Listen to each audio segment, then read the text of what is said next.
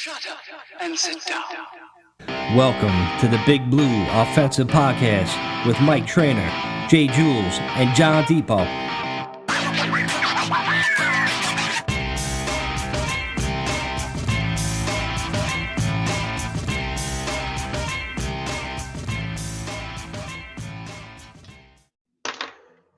Yo, what is up, Giants fam? Welcome to the BBONYG podcast. I am Let's Mike. say the full name today, Mike. It's the Big Blue Offensive Podcast. The Big Blue Offensive.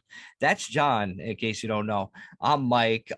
Jules is not with us. He probably drank himself into a coma right now because the Giants came back and won in a sick fashion for week one. Sick fashion. I mean, finally, we got to win week one. It's almost like I don't know what I want to do with myself. I went absolutely ape shit. I don't know about you, John. What did you do? Bro, me and my fiance were fucking literally screaming, jumping up and down. My dog didn't know what was going on. He was losing his mind, jumping off the couch, barking, jumping on us. He thought that we were fighting, but she was jumped into my arms, fucking screaming. It was the most exhilarating game that I could remember since Daniel Jones's first start. And Daniel Jones's first start, we were 0-2. We had just basically retired Eli Manning in a manner of speaking, and they were down 18-0 or about 18 points, and they came back to win on basically the same exact play, missed field goal at the end of the game. But I just remember then me, my fiance, and it was a girlfriend at the time, and then one of my other buddies just jumping, screaming, hugging each other. And it was exactly the same thing here, man. Started off tough. The first half was forgettable, we'll say. Yeah. But that second half, man, Barkley just said, fuck it. I'm Michael Jordan in this motherfucker. And we came out a W, bro. Dude, I mean, to say the first half was forgettable is an understatement. It was pretty bad. I mean, me, you, Jules, Vinny, friend of the podcast, was in a group text, and I tell you, it wasn't a great performance by Daniel Jones at all. Like he had his, ups and downs, but when they were coming back and they were about to tie it, after the missed punt, and Daniel Jones, like he threw like this, like it wasn't even a fade. It was just like a direct shot to Barkley in the end zone, and it was picked off.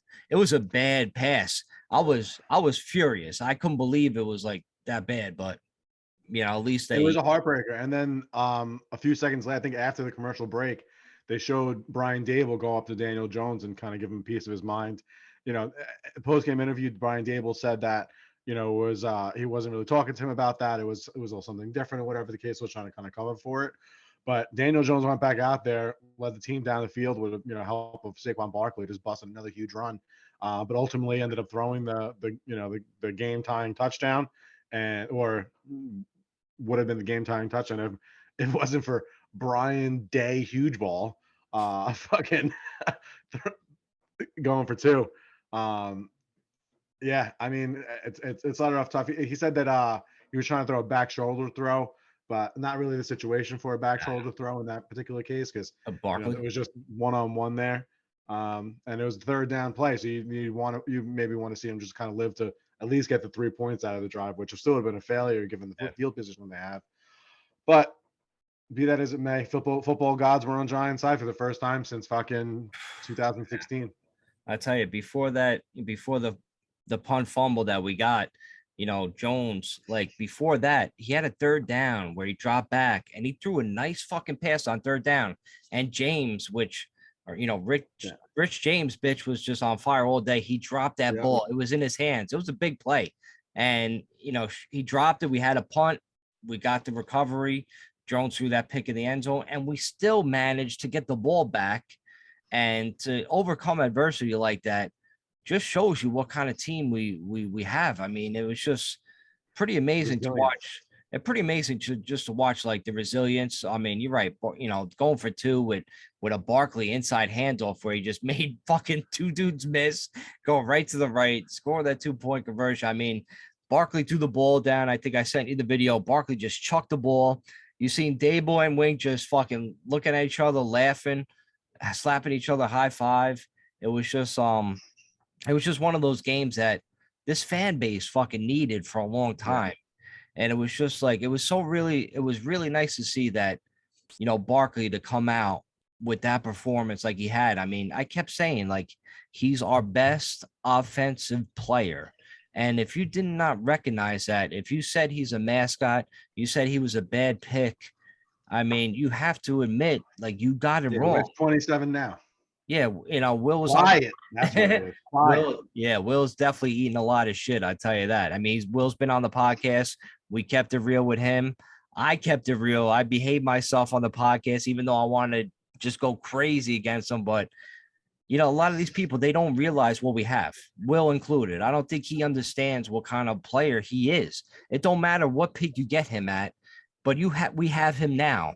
So maybe in 2018, maybe it quote unquote wasn't the right pick because we needed other things. But unless you were drafting Josh Allen, the quarterback Buffalo, in that draft, if you didn't draft Barkley, all the other guys, I mean, Baker, Mayfield, Sam Darnold, which is his backup now. I mean, what happened to those guys? So you're trying to tell me he was, maybe, going back for a rebuilding team, but we weren't necessarily trying to rebuild at the time. I don't think a lot of people understand that. We were one season removed from an 11-5 season where we made the playoffs, when we might have, if not for a boat trip, potentially beat the Packers in Lambeau again. Right. So, and that was 13 months before that season started. You know what I mean? Drafting Barkley. That's all the difference was in time. So you can't think that. What? Ain't that the Giants way? Like, you kind of like, you don't really rebuild. You just kind of win every decade. You win a Super Bowl, we just come out of nowhere. We don't necessarily rebuild as a team. We just kind of like draft right in a way. We build a team. And then, I mean, I tell you, the way the defense played, John, I give them a lot of fucking credit. They stopped Derrick Henry. By the way, Dallas just threw a pick, so Tampa Bay is fucking winning 6-3, and they got the ball now, which is fantastic. But the way the defense played without our number one pick, Tibbs, without Aziz, our probably best second round picks in a long time, he was out the game. Our two best pass rushers being out the game, and we still held our own. Sure, we gave up a Tannehill third down where they should have hit a field goal and beat us. But even if they won on that late field goal, they impressed me. The way they played, the heart they played with, they didn't give up. There was no give up. There was a lot of fighting these guys. Even like, I tell you, even Daniel Jones, I mean, we were knocking him in the first half because he was making some bonehead plays. He wasn't reading. He was kind of escaping the pocket a lot, but I give him credit too, man. He was right there. He was battling. The whole team battled. They didn't give up. And you know what? That's what this team needs to do. Yep. They're not going to be perfect. Right. They're not going to be perfect. And that's the thing about football, that I think because there's so much time in between games, and like the plays are, the big plays really stand out, and you watch ESPN all week and you see the top plays and you see the highlights and stuff like that. But people forget, even when a team wins 28-27 or whatever the average score is in the NFL, during the course of the game, there's plays that aren't great.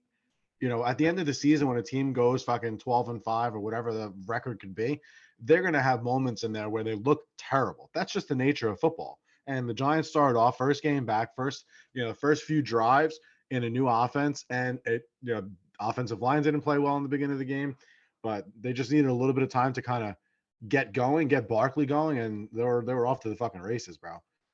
You guys were. Go ahead. What happened to Wan'Dale Robinson? I think it's mid-game. He went out with a knee. He went out with a knee injury, and then I was listening to DaBALL's press conference after, and he wouldn't give any extra information about it. He just said it was a knee. He got hurt, and that was it. He wouldn't give any more information. So hopefully it's nothing serious, maybe just like a little sprain or something stupid like that. And he's back on the field against the Panthers next week for the home opener. Even if he's out, we do have other receivers. Slayton didn't dress today. Slayton gets a jersey next week, and I'm fine with that. Wan'Dale had a nice play. He got a third down catch, I think it was. He did something today, but it was very, very minimal. It wasn't like he was like, a huge part of the offense. So yeah, Tony really was. He had a nice catch like late in the game. I mean, it seems like it took him a while. It's like it almost like we were like, because we were stressing in the group text like earlier. We're like, where are these wide receivers? Why aren't we throwing the ball down the field? Where are all these checkdowns? It seemed like it was almost like we were playing into Tennessee's hands for a while. And it took a while for the Giants offense to like, wake the fuck up. Like it took them a minute, and if it wasn't for Barkley, I mean, Barkley really opened the door for a lot of these plays down towards the end of the game, because when these guys were like looking at, they were so worried about Barkley, and then you see like a touchdown pass because they were all fucking stacking the box looking. They were so fucking worried about Barkley. I mean, that's what Barkley brings to this team. Like everybody's like, oh my God, he's our best player. We gotta watch where he goes, and then all of a sudden a guy's wide open. That's a team sport. That's what we're talking about.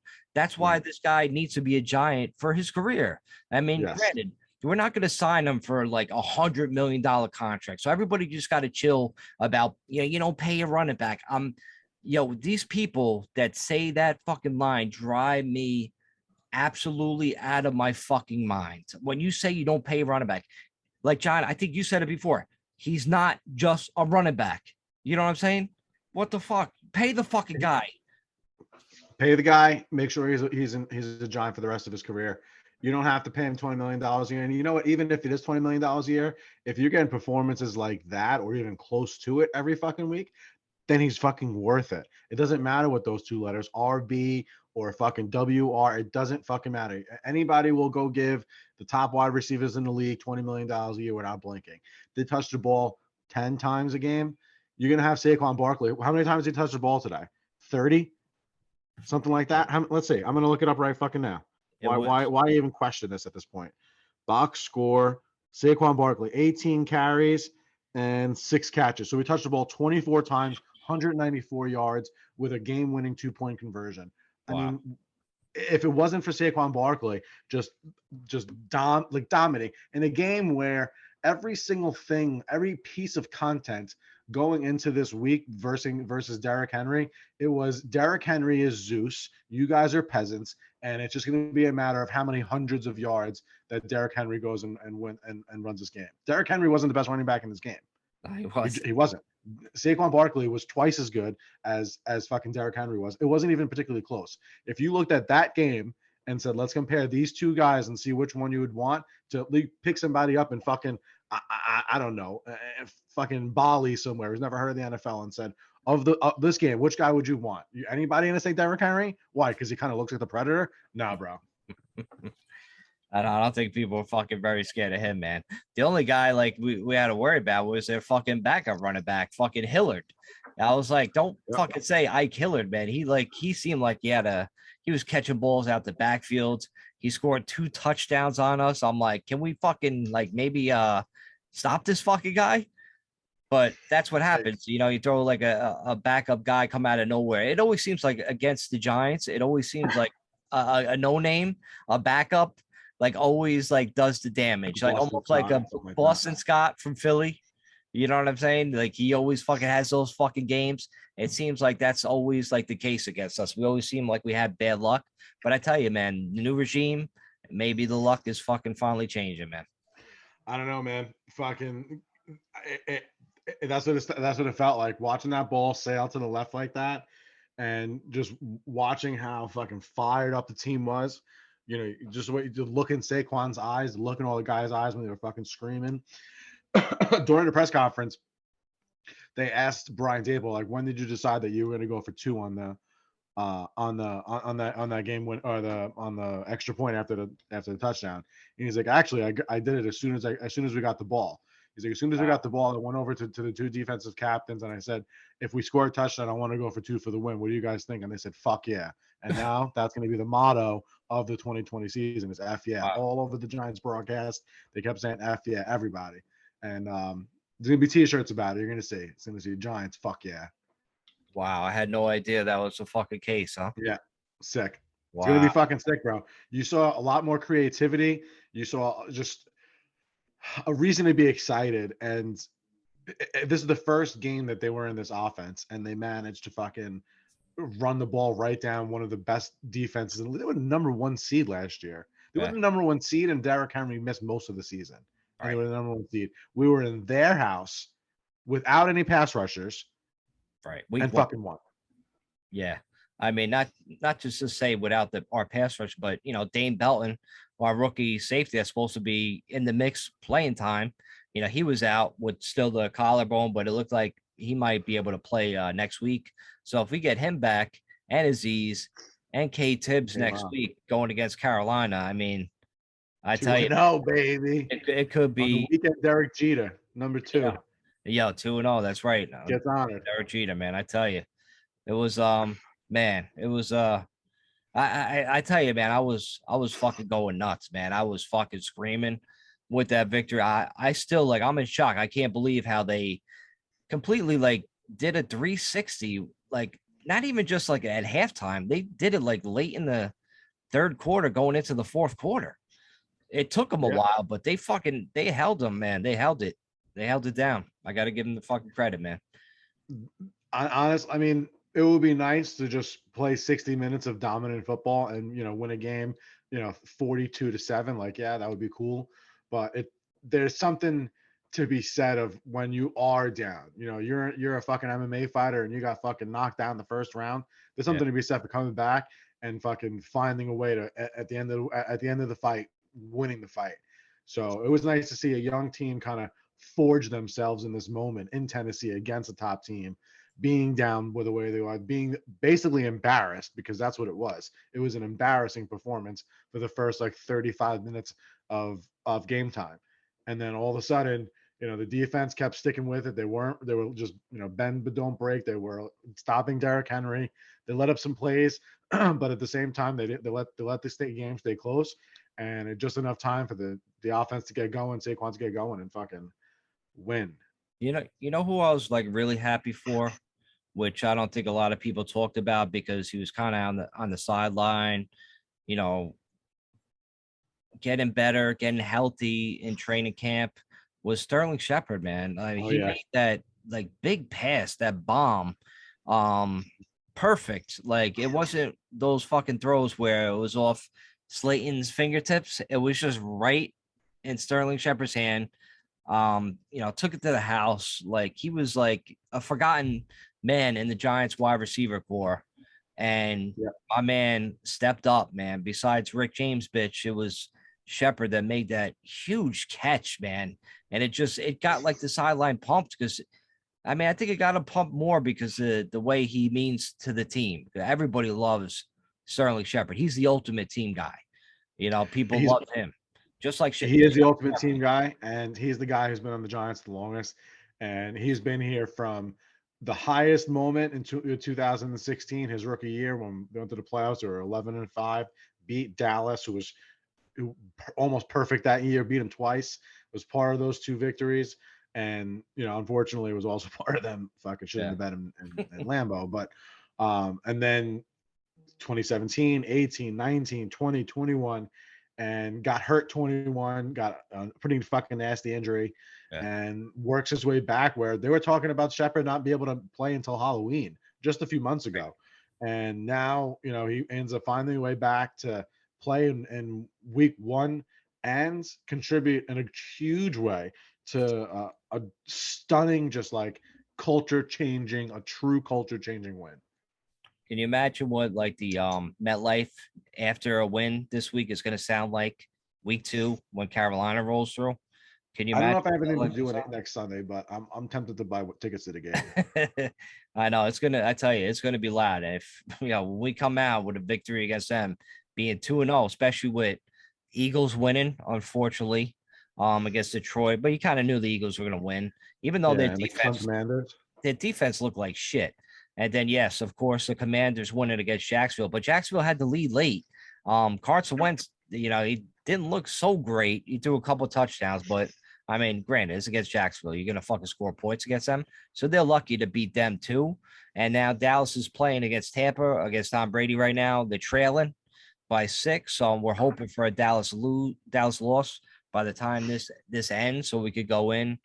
And I mean, to be 2-0 for the NFC East would just be amazing going into next week. But I tell you, like going over like the game, Ben Bredesen did start at left guard. We have to mention that. I was hoping the rookie would start, but he didn't. But he did play. He did play. Joshua Zudu, but he did give up a bad sack. I see, the sack fumble, which is like, damn, man. I'm like, yo, block. So like, but that, that's rookie, that's growing pain. So, Yep. you want him to learn from his mistakes. And I tell you, if you learn from your mistakes, that's fine. Just don't make the same mistake twice. That's all. Like in the past, we've been making the same mistake like fucking 30 times with this fucking team. So hopefully he learns from it and the line would play better. I mean, Neil didn't have the most greatest game on the planet, but it was his first game. You got to get that rookie jitters out of there. So Yep. all in all, like I'm not that down on the offensive line. I'm more down, to be honest, John, with Daniel Jones. I think like that pick in the end zone, like we said before, that was pretty fucking bad. You just don't throw that. I think that's why Dable was pretty pissed that he threw that ball. So like, he's got to make better decisions, especially in the pocket, because I noticed like he was kind of like he didn't let the pocket settle. He was almost looking to run immediately. Yeah, he got that like fidgety feet. He's got to stay in there. He's got to stay in there. I mean, listen, if he takes a hit, he takes a hit. But Eli Manning, he stayed in the pocket, and when the hit was coming, Eli at least threw the ball, but he protected himself. He kind of chucked it and then turned.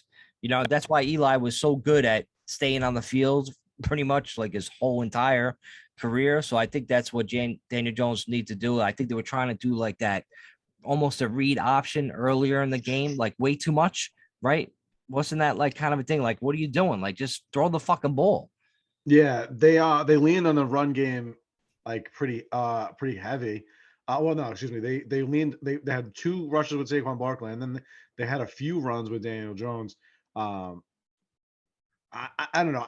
It's part of his game. Like I feel like you have to. You know what I mean? Like it's run the ball 6 times, a couple of times for first downs. Like he did you go got Saquon, so he did go 17 of 21 for like close to 200 yards. Well, that's what I'm saying. And there was a third down drop in there, so who knows what those numbers could have been. You figure if you want to count the drop as a completed pass, that's like 85% completion. So although it didn't look terrific, statistically speaking, you almost had a perfect game. Right. You know what I mean? Like it's literally just one bad throw out of 24 or whatever, 25 passes. You can live with that. I mean, it sucks to the situation. If that was just like, somewhere in the middle of the game, midfield, it wouldn't have been so dramatic. But the fact that it was a muffed punt caught inside like the 20-yard line, and then it was, just a bad throw to a bad decision to throw the ball to Saquon Barkley, and that like the way he did. I hear what you're saying, and he definitely looks scared. I think he just settled in the second quarter. But I think with the amount of pressure that he's dealt with so far in the league, I think it's hard to not like have like jitters and butterflies. Yeah. Like, bro, it was 3:30. I didn't want to text in the group chat. Like, I feel like I'm gonna throw up right now. This game. It's a half hour before. I'm sitting on the couch, fucking smoking weed. Like, how much more comfortable can I possibly be? And he's got to go out there. He's got to be the man. And the beginning of the broadcast, one of the broadcasters says he's got the weight of the New York fan base, weight of New York on his shoulders. This young man, and he does. Right. So, maybe he just needed a few drives to kind of like get going a little bit, and we'll see what happens. It wasn't like he threw interceptions early, and he was like 0 for 6 or fucking 2 for 9 throwing the ball. 17 for 21. That's pretty good. Yeah, it's not too shabby. I give him credit for. I mean, to that one, pass to Barkley in the end zone, like, all right, like hopefully he'll learn from that dumb pass, that dumb mistake. But that's the kind of ball, John, like you throw to Galladay.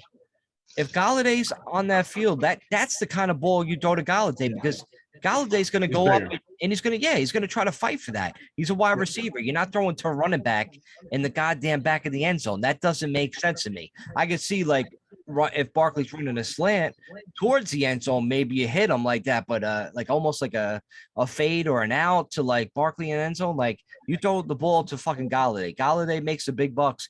He has to be the guy to go up and make that kind of play. Hopefully they look to it, because I mean, I don't know why his favorite target was, Richie James, bitch. Like he caught 5 passes for like 60 yards today.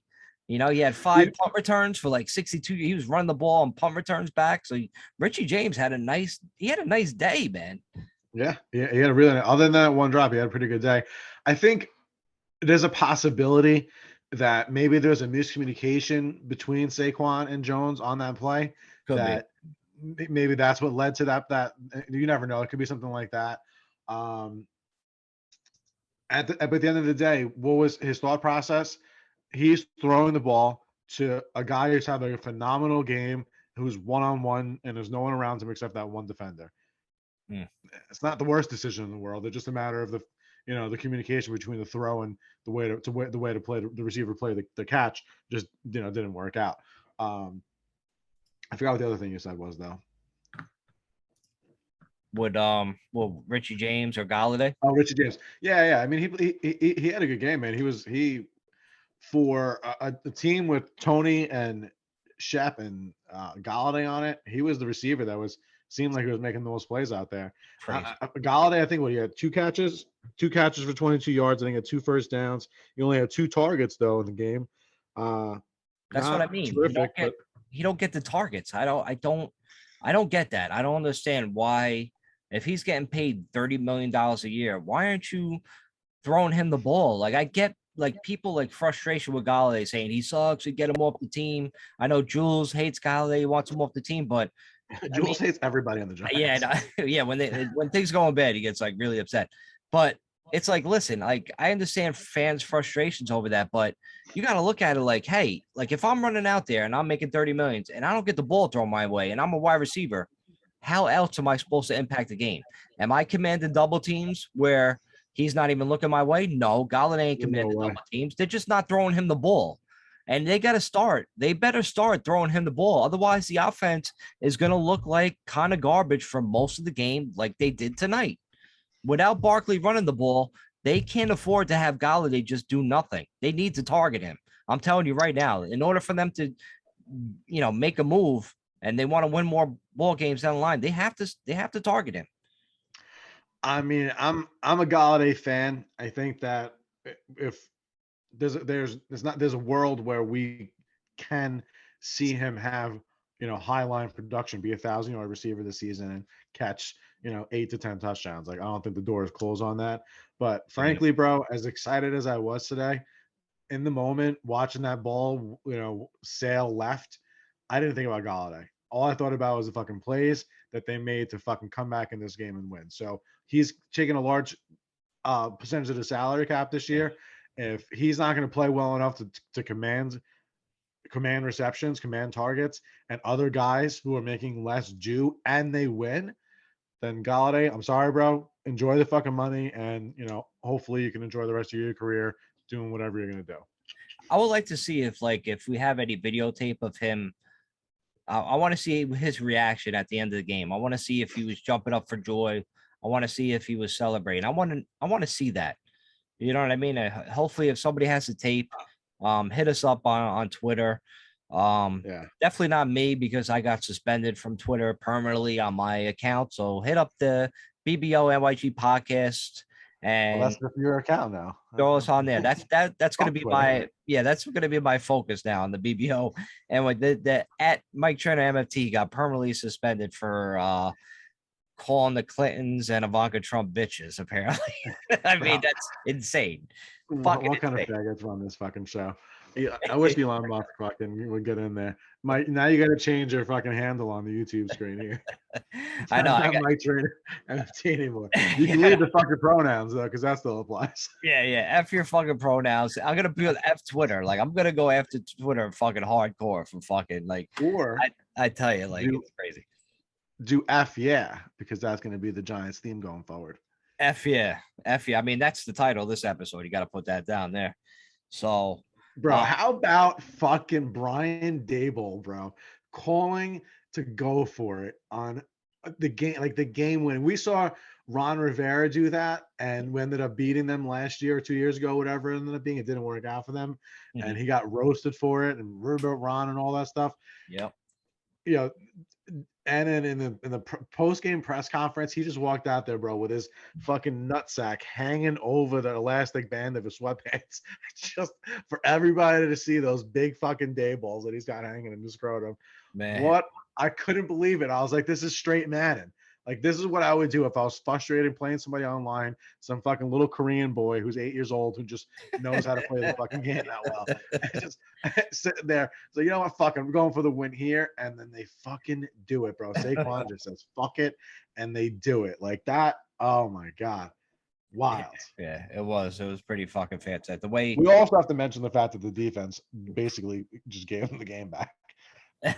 I know. I mean, as well as they played, they also did shit the bed at the end of the game. I mean, I guess they held him far enough away to make him miss the kick, but 2 defensive holdings on third down by 2 Darn different guys on the last. That's tough, man. Yeah, that was pretty upsetting. I'm like, oh, here we go again. We're gonna lose by fucking 2 points or whatever the fuck. It was fucking field goal, Hey, and you gotta say, man, as upset, and I was genuinely like, it hurt me to see that headline that fucking the Giants released Blake Martinez, and especially once like that thought settled in, and we say, oh yeah, we're playing Derrick Henry, week 1. Like, how could you not at least keep the guy for week 1? How good? How much is going to help us? Then now you're really opening up the door for Derrick Henry to have a 180-yard game like our boy fucking did Saquon, which no one wants on the team. Apparently, but all in all, you held Derrick Henry, who was on a mission, to under 4 yards a carry. I think he had like 84 yards, 85 yards for the game, which that's mediocre as fuck, bro. That's mid as shit. Our front 4, they held him. Our linebackers even really barely touched them. It was our front 4 that fucking kept him in check. It was Leo, Dax. Play. Dude, they were eating up those fucking holes. I tell you, man, with Winks D, if people can't run on us, if they got to rely on the fucking passing, and I tell you, man, with no pass rush, bro. With no pass rush. With no pass rush. No Kayvon and no fucking disease. Let those 2 motherfuckers come back, bro. Oof. Yeah. Baker Mayfield's going to be running around scared. Right. Scared. Right. If those fucking 2 guys could run and get up the passer and tackle in the run, I mean, sky's the limit for Winks T, because the secondary is only going to get better. Because, I mean, every time Tannehill dropped back, didn't it seem like he had all fucking day to throw? Yeah. Oh, he absolutely did. He had a pocket around him. They barely got close until like later on in the game. And even then, I think they ended up with 1 sack the entire game. That's all it was. Yeah, right. So, I mean, to win without a pass rush, pretty fucking amazing. Without like literally 0 pass rush. No turnovers really, other than there was no, there was no fumble recoveries or interceptions that we had on the game, and they got sacked 5 times to come back and win. Bro, it feels good to like. This is what being a football fan's about, bro. Like the last 5 years or whatever it is that they've started off 02, 05, 03, 05, like depressing. The first win you get is like, oh, great. You know what I mean? Like, I failed 6 of my classes. I passed gym. I still am going to get left back. Like, season's still over. Like, this actually gives you hope that you're playing a team like Carolina. I'm not scared of fucking Carolina at all. That's a game we could go to. We could go 2-0 to start the season, and then you're really scared of Dallas. You said it. You don't think we could beat Dallas, dude? You said it, man. Saquon has a revenge game. Oh, I can't wait for that shit. You said it, man. It's like, what it is? It's like hitting on at the bar, hitting on all the fucking hot bitches, like 6 hot bitches. They all shoot you down, but then the 7th one is just some ugly bitch. You just go home and you're like, yeah, I won, but what did I really win? You know what I'm saying? I didn't win anything. So thank God the Giants fucking pulled that one out, man. What a fucking victory, man. But let's take a quick commercial break, right? We're gonna think about who we're gonna nominate in the Haters Club. It might just be the whole fucking goddamn world, right? But we'll be right back on the Big Blue Offensive. Right back. All right, we are back on the BBONYG podcast after a big giant victory. I'm Mike, that's John. All right, it's Haters Club time. Welcome all you ignorant ass bitches, critics, complainers, disgruntled rappers, and racists especially, to the 9th annual International Player Haters Ball. Oh man, hate.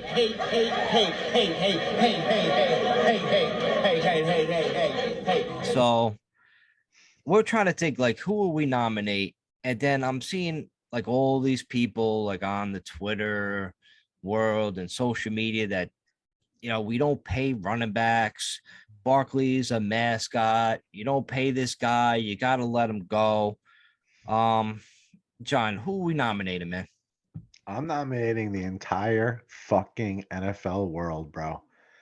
No one gave us a chance in this. Same as like when we were in the playoffs in 2007 and 2011. Every graphic you saw of all the staffs picked fucking all the fucking guys. It's all Titans. Yeah. Vegas. We were fucking underdogs by 5.5 points. It was tight. Everybody. No one gave us a chance. Not even in our own fan base. And we won. It's amazing. Nobody gave including Jules. Not even on our own show. It's true. Not even Jules, man. Jules is very down on the Giants this week. That's why he's not here. He's embarrassed. Right. He did not want to come on this week and take his medicine that we were going to feed him this week. He was in the group text saying, this team sucks.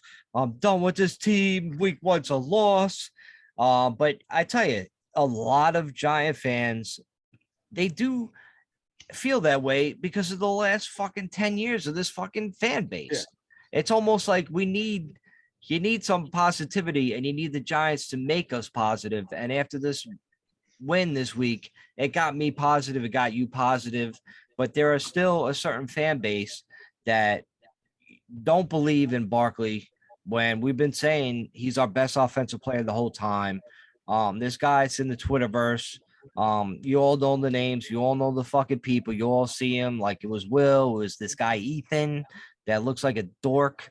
There's a whole bunch of like other guys that, never been on the podcast that we don't know about that are just they're just haters. I can't call them Giants fans because, when you draft a guy on the Giants and he's our guy, you gotta like, whether you like it or not, he's a Giant. Like he's in blue. You got to root for him. I don't understand.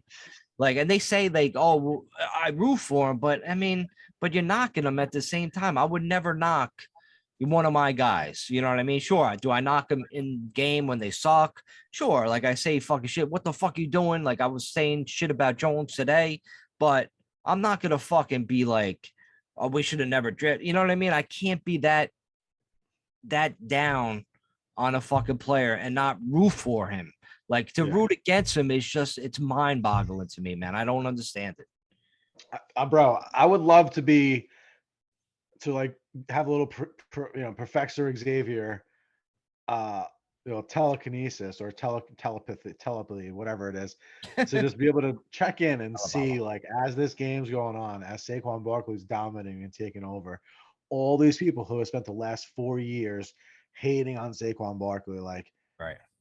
Does it sting when you root for, because you're going to get excited your team's winning, like he's doing well, like, or are you going to sit back and say, oh, that sucks, he's doing well, because now the Giants are going to have to pay him, and if they pay him, we're never going to win a Super Bowl? Like, that's it. Like, is that actually how they sit and think? Like, is that possible? They worry about so much. Like, why be a fan then? Like, what's the point of being a fan? They're worrying about like money. They're worried about salary cap. Like it's, like all of a sudden, like how we went into like the last couple of days of training camp where we're like, we have no money, we got to sign the guys. Then all of a sudden, Leo restructures contract. All of a sudden, magically, we got $13 million. Like, and we still got money to spend if we need to go out and sign like a guy. Like, you know what I mean? It's like, it's almost like there's always ways around it. And you people worry about like paying a guy like you think we're gonna pay Barkley like we're paying a fucking star quarterback. You know what I mean? It's not going to happen, you fucking jackasses, but you want to pay our best offensive player. And you know what? After next season, Galladay's contract, you could probably cut that shit. And then all of a sudden, like that money will fucking just gone. And then the salary cap exploding at the same time for the next 2 years. So you're going to have fucking money. I think this is a stat. Like we're going to have like something like 70 million to spend next year without cutting Galladay. We have, I think Sport Tracks is the website that people refer to the most when it comes to salary cap. Yeah. I think we have the third most amount of available cap space next year. And that's without like restructuring. That's not without like redoing shit to like, whatever they have to fucking do. We don't have any expensive contracts. We have Leonard Williams on the team, and Blake Martinez is going to cost us a few $1 million next year. Dory Jackson, which You need. I never really knew much about Robert Woods. Like I know his name, that like Yeah. he never like was on the map with like the top wide receivers in the game as far as I was concerned. Jules was making it sound like he was gonna fucking eat our lunch. I didn't hear his name the entire game. Did I he even think have a catch today? he had a couple catches, and that was really, Titans, yeah. I don't think he had like more than one catch for 13 yards. one catch. Thanks, Adore. Yeah. I know. You're fucking locking him down. But that's the way it is, man. Like with these worry people that are worrying so much about money and salary cap, that you're saying, oh, because they look at like the past Super Bowl winners, and they look how like, oh, like the running backs, so you don't pay running backs to win a Super Bowl. Like, stop. You could pay Barkley. It's okay. You could pay him as long as the other guys on the team step up and go to the playoffs and fucking win some. You know what I'm saying? You don't have to stress about like, the salary cap. Like, it's not going to make us a Super Bowl contender, or not. It's going to make us in the way of not winning a Super Bowl. It doesn't make any sense. You people worry too much about it, especially in the day like where the salary cap is just going up and you rework deals. You just got to stop bitching about it. You know what I mean? It's not even, you don't need to worry about it. It's not like, even if we had the money this season, like who else were we going to sign? Like, you don't sign guys to put your team, competitive. You draft to make your team competitive. You sign guys to just for depth. You know what I mean? Or maybe like you sign one elite guy that you can have a chance to fucking get, like the Giants did when we signed Plaxico Burress to make us over the top on offense. That's when you sign a guy. You know what I mean? Otherwise, you build a team through the draft, and then you worry about paying your own guys that you draft. So Like Saquon. Stop stressing about it. Bro, it makes me nuts. If he continues to ball out like this, and I mean, he's not going to average 195 yards a game. Like, that's not even realistic if you're playing on Madden. But if he goes out there and he has a 2,000-yard season, bro, he scores fucking 17 touchdowns. Like, why would you not want that guy on your team? I know. I don't understand. Do you understand, like, the more talent you have, like the more game-breaking players, the better chance you have of winning. If the Giants played like that, like they played with Jason Garrett and Joe Judge, where it was conservative offense all the way through, there was no big plays, there was nothing like schemed for chunk plays, like we have no chance of winning that game. But the fact that they did throw the ball around a little bit. They did fucking set up their players in space, like Saquon Barkley, like Kadarius Toney, to fucking make plays. Robert, like that's I don't know, man. Whatever. I know, but like I get like what other running back had a major impact on their team this week? You can't say that. You can't say that about anybody. I mean, especially the way the week one fell. Like there was some fucking crazy games. There's a tie in the Houston game. The Bengals went down to the last minute where they missed an extra point, where they had the victory, and then they end up losing in overtime. There were so many games that just like kind of went like the other way. And then, you look for your stars to make play, and Barkley is that. He's a star, and he made plays. He's healthy. I kept telling everybody this team with their offensive line, they have a good run line. Our pass offensive line, maybe we're not so great in pass protection yet, but the way we came out the box being fucking aggressive. And I tell you, man, I mean, sky's the limit when we're running the ball. Like even Matt Breida had, like, he got in the game. He was making some plays that, that we needed to when Barkley had a breather. I thought it was going to be Gary Brightwell, but turned out to be Matt Breida who was in the game. So guys, the cheetah. Yeah, guys just stepped up, man. So, like that's who we're nominating, man. We're nominating all the fucking haters, the people that hated Barkley. You pretend fake fans that saying you're Giant fans. You're rooting against Barkley. You're saying you shouldn't sign him, but look what he did today. So you guys got to eat your fucking words. Bro, not for nothing, man. If you think about it, I feel like I remember hearing that the Tennessee Titans had either it was the best or like a top 3 run defense in the league last year. And first game out with Evan Neal out there and fucking Glowinski, Feliciano, and a mixture of fucking Bredesen and Zudu or whatever you say his name is, their first game together in real live action. And you had Saquon Barkley average 9.1 yards per carry with a host of 10+ yard runs. Yeah. Obviously, the average was fucking 9. Daniel Jones averaged 4.2. Matt Breida 4.8. Kadarius Toney 11.5. Like